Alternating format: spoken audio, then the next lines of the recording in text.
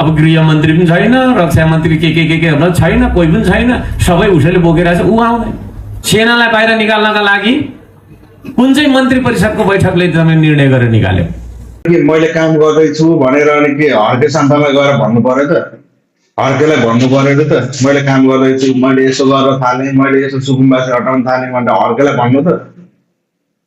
यस्ता हर्केको सोच कस्तो चाहिँ होला यार, दिमाग कस्तो होला यो मान्छेको, अचम्म लाग्छ। राम्रो काम गर्ने विरोध गर्दा चाहिँ पारो तातेर आउँछ यो हर्केदेखि यार। हर्केको दिमाग छैन क्या, दिमागै नभएको मान्छे रहेछ यो चाहिँ।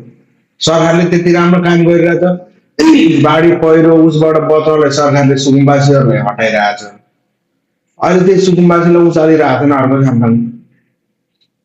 यो सुकुम्बासी टोलमा चाहिँ हर्केलाई लगेर राख्दा हुन्छ हो, त्यतै बरु यो हर्केको टिम छ नि त्यतै लगेर राख्दा हुन्छ। हर्केको दिमाग नआउने भयो त।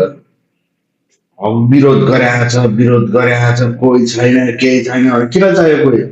एकजनाले गरिरहेको छ त्यति राम्रो काम, अब सहयोग सपोर्ट गर्नु छैन, आज विरोध गरिरहेको छ।